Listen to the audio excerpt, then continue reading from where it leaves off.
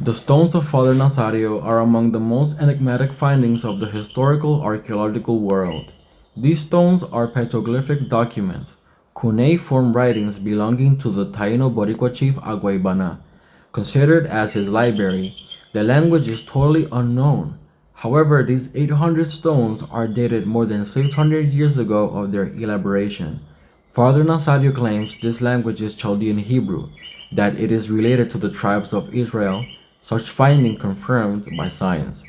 This completely changes many understandings of the origins of Puerto Rico, the Americas, and how they were populated. I am ABAKETONEBORIKEJ, and I've been studying it incessantly for almost 2 decades. Today, I count with one of the most specialized Taino Boricua language dictionaries. Among my universal studies, I enjoy advanced aspects of the language, at least some of them, but how about if I can provide you with a brief translation and we can analyze these historical and very important findings from a refreshing angle? Let's look at a stone next. This is one of Father Nazario's stones. I started to interpret this stone. When I started doing that, I got a lot of emotions, especially for the narrative it leads to better visualize and analyze the information provided of what Father Nazario is referring to, of the origin regarding these stones. He affirms that these stones are Hebrew of Chaldeans. Well, I also affirm to you that Abraham himself is said that he was a Chaldean Hebrew. Therefore, here we may recognize most certainly one of the lineages of this ethnic group, which is quite ancient, most likely descended from a patriarch known as Asher, in addition to a few different sons of Shem, of Peleg, one of which is Heber, and that's who the descendants are coming from, because one of them, that by this time, that lineage was in Mesopotamia, because it is said and it is recognized that most certainly Abraham is from the Chaldeans, known as Abraham of the Chaldeans. Their descent can also be related to that patriarch called Asher. However, the Paleo-Hebrew language, the Canaanite, and Akkadian, they all intertwine with each other. So let's interpret this stone. So here we see some symbols on this stone. We see a horizontal line connected with an almost straight line at an angle, which may suggest destruction. You can't see it well, but inside this space you can almost see a face, but very worn out. But the face means a literal head. It is followed by a circle with an X inside. This is a basket, surroundings, and or snakes.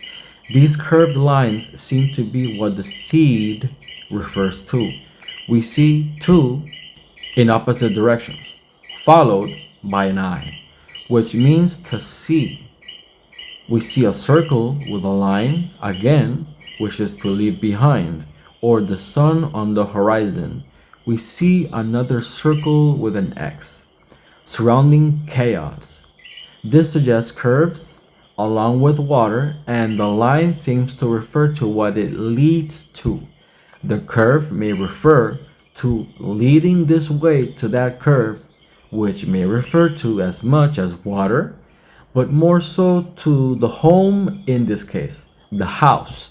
We can almost clearly see the head of the bull, which signifies leading force or the future.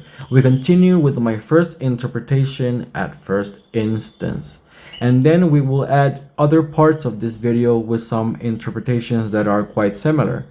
First interpretation. First, destroy surrounding or serpent heads, or first destroy the heads. First destroy the serpent heads, or first destroy the serpent seed heads. First, get rid of the heads of the seed of the serpent. Then follows to see the surrounding, the horizon or the promised surrounding. Chaos led to the strong path of the waters, who led us to our home. But this segment has two lines that may suggest separation. Separation and the curve, that is water and chaos. Separation on the way to our home. We leave chaos behind. Then on the way to our home, we find strength and leadership, most assuredly, maybe independence. Or the bull refers to a future tough voyage. But after that, you can't see the text.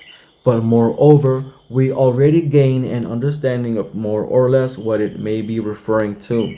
This text and what is behind the context, and there are many people who know a historical background quite similar to what this is referring to, that has to do with the scripture and some events.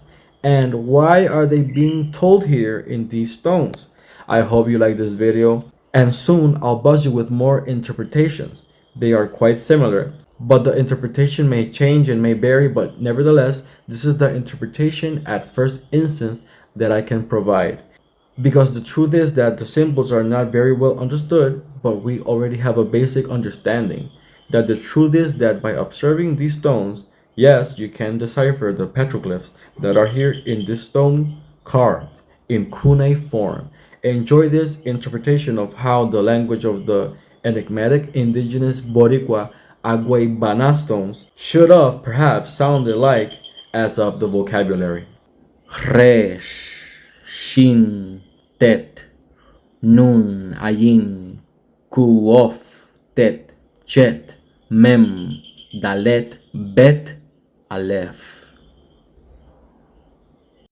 In a further interpretation, the rocks from the Taino narrates a story saying, first destroy the head of the seed of the serpent, to view the sun in the horizon, divide from surrounding chaos and waters, leading to home in the future. I'm ABAKETONEBORIKEJ, and I'll see you on the next video.